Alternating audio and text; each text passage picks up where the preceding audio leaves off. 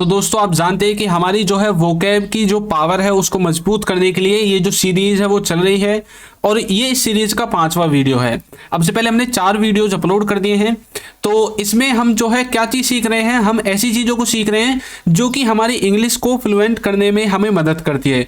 कुछ ऐसे वर्ड्स होते हैं ना, जब आप इंग्लिश बोलते हैं तो आप अटक जाते हैं, तो ये वही वर्ड्स हैं जिनको मैं आपको समझाने की कोशिश कर रहा हूं और इनको मैं इनके एग्जांपल्स के साथ आपको समझाऊंगा। तो चलिए वीडियो को शुरू करते हैं और वीडियो को आप लास्ट तक देखिए, आपको जरूर फायदा होगा और आपकी इंग्लिश है वो जरूर इंप्रूव होगी। तो हमारा जो पहला है वो है द वे। द वे का मतलब होता है जिस तरह से या फिर जिस हिसाब से। कई बार आप बोलते हैं ना, जिस तरह से तुम ये कर रहे हो या फिर जिस हिसाब से तुम ये कर रहे हो, तो उसका मतलब होगा द वे। एग्जाम्पल देखिए, जिस तरह से तुम करते हो बहुत बुरा है, यानी कि जिस तरह से आप इस काम को करते हो ना बहुत बुरा काम है, या फिर ये बहुत बुरा तरीका है, जो भी आपको बोलना है।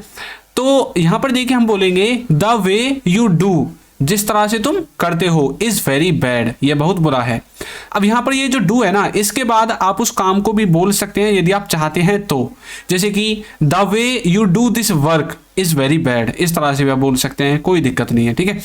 जिस तरह से उसने बोला मैं नहीं बोल सकता, बोलते हैं ना कई बार, यार जिस तरह से उसने बोला ना मैं नहीं बोल सकता, जिस तरह से उसने किया ना मैं नहीं कर सकता अपनी जिंदगी में कभी भी ऐसा। तो मतलब जिस तरह से या फिर जिस हिसाब से, तब बोलोगे the way he spoke I can't speak. अब देखिए यहां पर आ गया स्पोक, यहां पर आ गया स्पीक, ऐसा क्यों हुआ? द वे ही स्पोक, जिस तरह से उसने बोला, यहां तक ये है पास्ट का इंडेफिनिट, आई कांट स्पीक। अब यहां पर आप जानते हैं मॉडल वर्ब जब भी आएगा अकेला तो उसके साथ वर्ब की फर्स्ट फॉर्म यूज होती है, तो यहां पर इसलिए हमें फर्स्ट फॉर्म यूज करनी पड़ी, ठीक है। तो the way he speak, the way he spoke I can't speak, ठीक है, जिस तरह से उसने बोला मैं नहीं बोल सकता। नेक्स्ट वर्ड है वुड यू। अब देखिए वुड यू हो या वुड के साथ जो है आई हो या दे हो, जो भी हो आप इसको चेंज कर सकते हैं। बाकी जो वुड है ये चेंज नहीं होगा, ठीक है। वुड और उसके बाद आपका जो भी सब्जेक्ट वगैरह है उसको आप अपने हिसाब से लगा सकते हैं। इसका मतलब हो कि आप कुछ करना चाहते हैं या फिर आप कुछ लेना चाहते हैं। इस तरह से हम दूसरे से कोई सवाल करके पूछते हैं कि भाई आप कुछ करना चाहोगे, आप कुछ लेना चाहोगे, आप कुछ पीना चाहोगे, तो इस तरह से हम पूछते हैं। तो इसके एग्जाम्पल्स देखिए, जैसे कि क्या तुम जाना चाहोगे, मतलब आप वहां पर जाना चाहते हैं क्या, तो आप बोलोगे would you like to go there, क्या आप वहां जाना चाहोगे, या फिर क्या आप कुछ करना चाहोगे, तब भी आप बोल सकते हैं। जैसे कि क्या आप बर्गर खाना चाहोगे, तो आप बोल सकते हैं would you like to eat burger, मतलब आप बर्गर खाना चाहते हैं। अब देखिए कुछ बच्चे क्या करते हैं, चाहोगे आएगा तभी वो वुड का यूज करेंगे आगे। देखिए चाहोगे आए, आपको इसके सेंस को पकड़ना है। जैसे कि क्या तुम जाना चाहोगे, इसको ऐसे भी तो बोल सकते हैं, क्या तुम जाना चाहते हो, क्या तुम्हारा जाने का मन है, तो ऐसे भी तो बोल सकते हैं। तो मतलब हम अपने सेंटेंस को किसी भी तरह से घुमा सकते हैं बोलने के लिए। तो आप उन सब के लिए आप इसी का यूज कर सकते हैं। Would you like to go there, क्या आप वहां जाना चाहते हो, क्या वहां जाना चाहोगे, क्या तुम्हें वहां जाना पसंद है, क्या तुम्हारा वहां जाने का मन कर रहा है, तो इस तरह से आप बोल सकते हैं, ठीक है। तो वुड यू, ठीक है। आगे देखिए in order to. In order to का मतलब है जब आप किसी चीज के लिए कोई काम करते हैं, जैसे कि आप बोलते हैं ना कई बार, भाई मैं ये इसलिए कर रहा हूं ताकि वहां जा सकूं, मैं ये इसलिए कर रहा हूं ताकि ये कर सकूं, मतलब इन ऑर्डर टू। अब देखिए इसके एग्जांपल्स, जैसे कि वहां जाने के लिए मैं यह कर रहा हूं। कई बार बोलते हैं ना, भाई वहां जाना है ना मुझे इसलिए मैं ये कर रहा हूं, तो आप बोलोगे I am doing this in order to go there, यानी कि I am doing this in order to go there, यानी कि वहां पर जाने के लिए मैं ये सब कर रहा हूं, ठीक है। तो इस तरह से बोलोगे। जैसे कि अंग्रेजी बोलने के लिए मैंने यह किया, मतलब आपने मान लीजिए कोई नोट्स वगैरह बना लिए ग्रामर के, कोई कॉन्सेप्ट आपने अच्छे से लिख लिया और किसी ने आपसे पूछा है क्यों कर रहे हो तुम ये, तो आप बोलोगे यार अंग्रेजी बोलने के लिए किया मैंने, जो कुछ किया ये सब, मुझे इंग्लिश नहीं आती है इसलिए मैंने ये सब किया। तो आप बोलोगे आई डिड दिस, मतलब मैंने यह किया। यहाँ पर ये जो डिड है ना, ये हेल्पिंग वर्ब नहीं है, यहाँ पर ये मेन वर्ब है, वर्ब की सेकंड फॉर्म। जैसे आप बोलते हैं ना पास्ट इंडेफिनिट में सब्जेक्ट, वर्ब की सेकंड फॉर्म और फिर ऑब्जेक्ट। तो आई सब्जेक्ट, डिड वर्ब की सेकंड फॉर्म, डू की सेकंड फॉर्म डिड और थर्ड फॉर्म डन होती है, ये आप जानते हैं, ठीक है। तो आई डिड दिस, मैंने यह किया, इन ऑर्डर टू, किसके लिए, स्पीक इंग्लिश, इंग्लिश बोलने के लिए, मैंने इंग्लिश बोलने के लिए यह किया, ठीक है। इन ऑर्डर टू का मतलब है किसी काम को करने के लिए मैंने ये किया। जैसे कि आई हैव कम हियर, मैं यहाँ पर आया हूँ, in order to go there, मैं यहाँ पर आया हूँ ताकि आपके साथ वहां जा सकूं, ठीक है। तो इस तरह से आप इन ऑर्डर टू का यूज कर सकते हैं। अब देखिए यदि अभी तक आपने हमारे कोर्स को परचेज नहीं किया है तो उसका लिंक आपको नीचे डिस्क्रिप्शन बॉक्स में मिल जाएगा। इसमें हमने बेसिक से एडवांस्ड लेवल तक इंग्लिश ग्रामर को कवर किया है। इंग्लिश के सभी क्लास नोट्स आपको मिलेंगे, बच्चों के साथ प्रैक्टिस करने का मौका मिलेगा, A to Z video lectures, practice quiz, course certificate सब कुछ आपको दिया जाएगा। और लिंक होगा इसका कहाँ पर, डिस्क्रिप्शन बॉक्स में। और इसका जो प्राइस है वो है 299, बिल्कुल ये लगा लो नाम मात्र प्राइस है, मतलब इतना सस्ता तो कोई भी टीचर आपको नहीं देगा। तो लिंक डिस्क्रिप्शन में है, वहां से जाकर आप इसको ज्वाइन कर सकते हैं। कुछ बच्चे बोल रहे थे कि सर हमें रिटर्न में चाहिए, इंग्लिश ग्रामर के जो कॉन्सेप्ट है वो रिटर्न में चाहिए। तो देखिए ये PDF की तरह आपको ई बुक मिलेगी, इसका लिंक भी आपको नीचे डिस्क्रिप्शन में मिल जाएगा।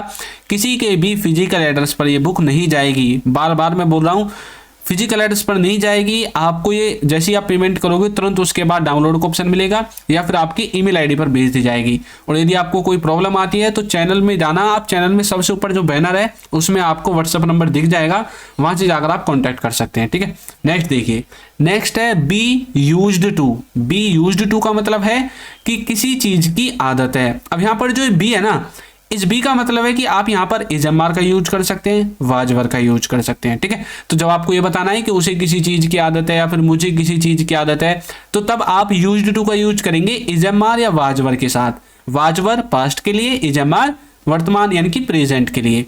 जैसे कि उसे वहां जाने की आदत है तो बोलोगे he is used to going there. ठीक है, हमें ये पानी पीने की आदत है तो बोलेंगे we are used to drinking water, मतलब हमें ये जो पानी है ना, इस पानी को पीने की आदत है यार, मतलब हम बार बार पानी पीते हैं। ठीक है, तो इस तरह से जब आपको कोई आदत बतानी है तब आप यूज्ड टू का यूज कर सकते हैं बी के साथ।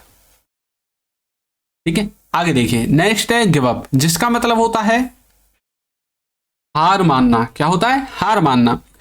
अब जैसे आप हार मानने वाली बात करते हैं ना कई बार, जैसे कि मैं कभी हार नहीं मानूंगा, मैं कभी हार नहीं मानूंगा। तो कई बार यहाँ पर ना जैसे हार लिखा हुआ था पहले, जैसे टाइपिंग मिस्टेक हो जाती है, तो मैं कभी हार नहीं मानूंगा। तो आप किसी से बोलते हैं ना भाई मैं नहीं मानूंगा कभी भी हार, तब बोलोगे I will never give up. I will never give up, मैं कभी भी क्या नहीं मानूंगा? हार नहीं मानूंगा। तो यहां पर कैसे बोलेंगे? I will never give up. ठीक है, जैसे कि वो कभी हार, मतलब वो कभी हारा नहीं है। कई बार आप बोलते हैं ना भाई वो अपनी जिंदगी में कभी हारा नहीं है, तो बोलोगे he has never given up. ठीक है, he has never given up या फिर he has never lost. Lost का इस्तेमाल भी आप कर सकते हैं। ठीक है, तो लॉस्ट का इस्तेमाल भी बहुत सारे लोग करते हैं, तो आप उसका भी कर सकते हैं। तो नेक्स्ट वर्ड है हमारा सो एज टू, जिसका मतलब होता है ताकि। जैसे कि आप बोलते हैं ना भाई मैं यहाँ इसलिए आया ताकि वो काम कर सकूं। ठीक है, तो ये जो ताकि वर्ड है ना, इसके लिए आप सो एज टू का यूज करते हैं। जिस तरह से आपने इन ऑर्डर टू का यूज किया था ना, उसी की तरह आप इसको लगा सकते हैं। ठीक है, इसका जो स्ट्रक्चर है उसमें सबसे पहले सब्जेक्ट, फिर वर्ब, फिर ऑब्जेक्ट, फिर सो एज टू, वर्ब की फर्स्ट फॉर्म और फिर ऑब्जेक्ट आ जाएगा। ठीक है, देखिए कैसे, मैं वहां गया ताकि उसे बता दूं। भाई मतलब मैं वहां पर इसलिए गया था ताकि मैं उसे बात बता दूं जो मेरे मन में थी, या फिर जो मुझे उससे बोलना था, ताकि मैं उसे सब कुछ बता दूं, इसलिए गया था मैं वहां पर। तब बोलोगे आई वेंट देयर, मैं वहां पर गया so as to tell him, ताकि उसे बता दूं। ठीक है, और देखिए वो हमें मिला था ताकि यहां आ सके, वो हमें इसलिए मिला था ताकि यहां आ सके। तो बोलोगे he had met us so as to come here, he had met us so as to come here, वो हमें मिला था ताकि यहां पर आ सके। तो इस तरह से so as to का मतलब होता है ताकि। ताकि के लिए आप so as to का यूज कर सकते हैं। वैसे आप ताकि के स्थान पर इसलिए भी बोलते हैं, बिकॉज का यूज भी करते हैं, तो आप अपने हिसाब से यूज कर सकते हैं जो आपको मतलब अच्छा लगे। ठीक है, और आप इन ऑर्डर का यूज भी करते हैं। In order to, I went there in order to tell him, मैं वहां इसलिए गया ताकि उसे बता सकूं। इन ऑर्डर टू का जो हमने पीछे पढ़ा था ना, इन ऑर्डर टू, उसका यूज भी आप यहां पर कर सकते हैं। ठीक है, तो नेक्स्ट वर्ड है हमारा एक्सेप्ट। एक्सेप्ट का मतलब होता है किसी चीज को छोड़कर। एक होता है एक्सेप्ट, ACCEPT, एक होता है एक्सेप्ट, एक होता है एक्सेप्ट, यानी कि किसी चीज को छोड़कर। जैसे कि रविवार को छोड़कर दुकान रोज खुलती है। अब कई बार आप किसी से बोलते हैं यार तुम्हारी दुकान कब कब खुलती है, तो वो बोलता है ना यार रविवार को छोड़कर हमारी दुकान रोज खुलती है। तो वो बोल सकता है the shop is open every day, shop जो है रोजाना खुलती है, एक्सेप्ट संडे, संडे को छोड़कर बाकी सभी दिन खुलती है। राहुल के अलावा हर कोई पास हो गया, मतलब पूरी क्लास पास हो गई, एक राहुल ही पास नहीं हुआ सिर्फ, ठीक है। तो मतलब राहुल को छोड़कर पूरी क्लास पास हो गई, तो बोलोगे एवरीवन पास्ड, पूरी क्लास पास हो गई एक्सेप्ट राहुल, राहुल को छोड़कर। तो इस तरह से आप एक्सेप्ट का यूज कर सकते हैं किसी चीज को छोड़कर जब कोई चीज हो जाती है। नेक्स्ट वर्ड है लीड टू। लीड टू का मतलब होता है कहीं ले जाना।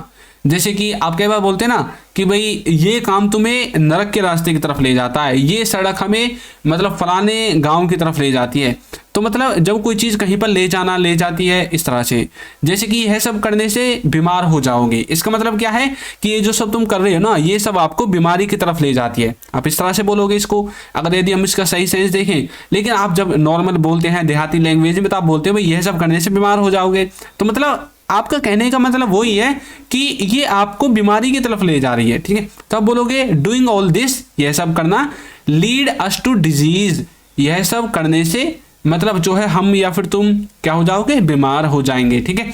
यह सब करना हमें कमजोर बना देता है, तो बोलेंगे doing all this leads us to weakness, यह सब करना हमें क्या कर देता है, बीमार कर देता है और कमजोर बना देता है। तो इस तरह से आप लीड टू का यूज कर सकते हैं, ठीक है। नेक्स्ट है थ्रू आउट, जिसका मतलब होता है सारा या फिर पूरा।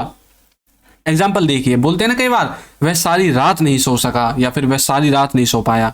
मच्छर इतने खा रहे थे, लाइट आ नहीं रही थी, मच्छरदानी भी नहीं थी, गुड नाइट भी नहीं चल रही थी, इन्वर्टर उनके घर में है नहीं, इसलिए भैया मैं सारी रात नहीं सो पाया, या फिर मैं सारी रात नहीं सो सका। तो बोलोगे he could not sleep through out the night. अब देखिए कुड का यूज क्यों हुआ, आपने पढ़ा होगा कोई किसी काम को कर सका या नहीं कर सका, कर पाया या नहीं कर पाया, वहां पर आप कुड का इस्तेमाल करते हैं। तो he could not sleep through out the night, through out का मतलब है सारी या फिर पूरी, मतलब सारी रात नहीं सो सका, पूरी रात नहीं सो सका, ठीक है। नेक्स्ट देखिए, उसने सारी रात फोन चलाया, he operated the phone throughout the night, भाई मैंने उसको देखा था पूरी रात फोन चलाया उसने, बोलते हैं ना कई बार। तो he operated the phone throughout the night, तो पूरी रात या फिर सारी रात, पूरा दिन सारा दिन, पूरा समय सारा समय, ठीक है। तो आप थ्रू आउट का यूज कर सकते हैं इन सब में। नेक्स्ट है नो यूज। नो यूज का मतलब होता है कोई फायदा नहीं है, किसी चीज का कोई फायदा नहीं है, ठीक है। तो यहाँ पर आप कई बार देयर का यूज भी करते हैं और इट का यूज भी करते हैं, ठीक है। देखिए कैसे, वहां जाने का कोई फायदा नहीं है, तो बोलोगे it is no use going there, it is no use going there, ये काम करने का कोई फायदा नहीं है। तो आप बोलोगे it is no use doing this work, it is no use doing this work, ये काम करने का कोई फायदा नहीं है। चलिए नेक्स्ट देखते हैं। नेक्स्ट है फील लाइक। फील लाइक का मतलब होता है किसी चीज का मन करना। जैसे आप कभी बोलते हैं ना भाई मेरा ये काम करने का मन है, जैसे कि मेरा खाने का मन कर रहा है, मेरा सोने का मन कर रहा है, पीने का मन कर रहा है, तो बोलोगे I feel like eating, I feel like eating. उसका नाचने का मन कर रहा है, तो बोलोगे ही फील्स लाइक डांसिंग। अब देखिए यहाँ पर हमने फील्स का इस्तेमाल किया है, क्यों? क्योंकि ये जो है ना थर्ड पर्सन सिंगुलर है, ही जो है इसके साथ हम SEIS लगाते हैं, ठीक है। तो ही फील्स लाइक डांसिंग, और आप इसको इस तरह से बोल सकते हैं ही। अब देखिए यहाँ पर ये एस जो है मिसटाइप हो गया था, तो ही वांट्स टू डांस, ठीक है, वह नाचना चाहता है या फिर उसका नाचने का मन कर रहा है, बात तो एक ही है ना, वो नाचना चाहता है, ठीक है। तो इस तरह से फील लाइक आप यूज कर सकते हैं। अब चलिए आपकी प्रैक्टिस के लिए एक सेंटेंस देता हूं। जिस तरह से तुम अंग्रेजी पढ़ रहे हो बहुत अच्छा है, यानी कि बहुत अच्छा है जिस तरह से तुम अंग्रेजी पढ़ रहे हो ना, बहुत जल्दी सीख जाओगे। तो इसको आपको कमेंट करके बताना है कि इसकी सही इंग्लिश क्या होगी। तो दोस्तों आपको वीडियो कैसी लगी है जरूर बताइएगा, और हमारे जो कोर्स का लिंक है वो आपको डिस्क्रिप्शन में मिल जाएगा। तो यदि अभी तक आपने हमारे चैनल को सब्सक्राइब नहीं किया है तो चैनल को सब्सक्राइब कर दीजिए, वीडियो को लाइक कर दीजिए और एक अच्छा सा कमेंट करना बिल्कुल ना भूलें। Thank you.